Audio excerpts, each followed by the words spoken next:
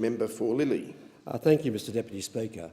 There's been a 40-year project in this country from the Conservative side of politics to destroy what was firstly Medibank and then Medicare.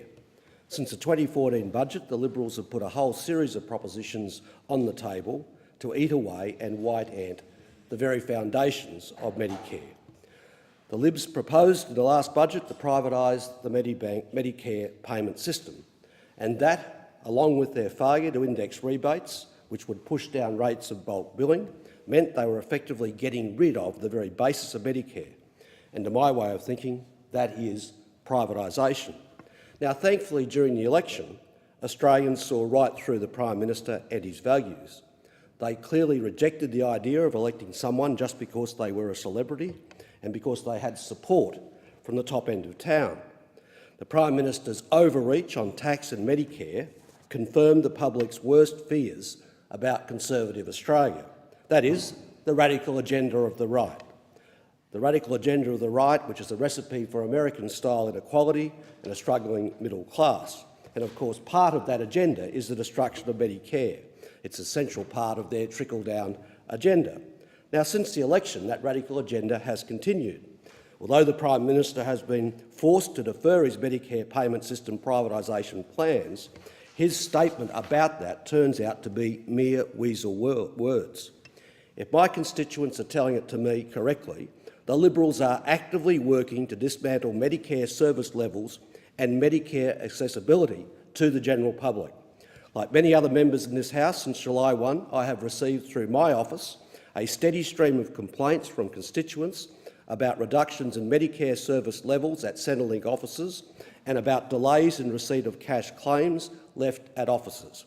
This week it was reported to me that for some complex Medicare claims, it's taking over a month before the rebate appears in bank accounts. Other constituents report frustration that when they visit their local Centrelink office with a Medicare claim, they are told to go online, download an app or leave the claim because there is no longer face-to-face service. Staff are telling the public by November there will be no face-to-face claim service at Centrelink offices because, quote, that's the way the government wants to do Medicare now. A Tasmanian colleague has advised me this type of service ceases in Tasmania this Friday evening. I'm advised there will be no exceptions to processing on-site refunds regardless of age or ability of the customer. It will need a manager's decision to process under financial hardship. If the manager says no, it could potentially take 3 days for a refund to appear in a desperate customer's bank account. Many years ago, when I used to visit the Medicare office in my local shopping centre at Toombul, I always remember the staff there telling me that many of their customers on meagre incomes had a pattern of visiting the doctor, then claiming their Medicare rebate straight away so they could use that rebate to purchase medicines which had come from the doctor. I have no doubt there are still many constituents of every member in this House who rely on speedy and efficient Medicare rebates to be able to afford their medications. What will happen to these people now Malcolm Turnbull is introducing a policy of removing that efficient Medicare rebate service from Centrelink offices, particularly when many elderly don't have access to online or smartphone facilities or capabilities? Now, I think this is legitimately leading the Australian people to ask, how good is Malcolm Turnbull's word?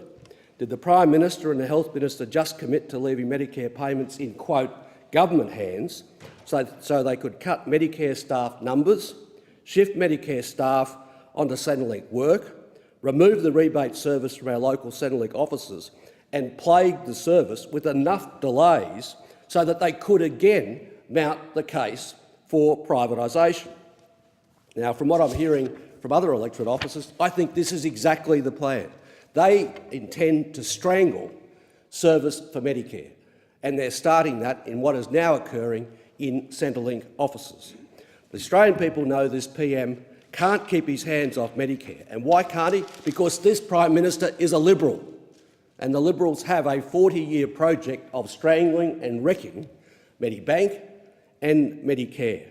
So I think the Prime Minister's word on this question of privatisation is absolutely worthless. If he wants to contest that, he should stop the decision that is being implemented now to reduce access to one of Australia's great public institutions.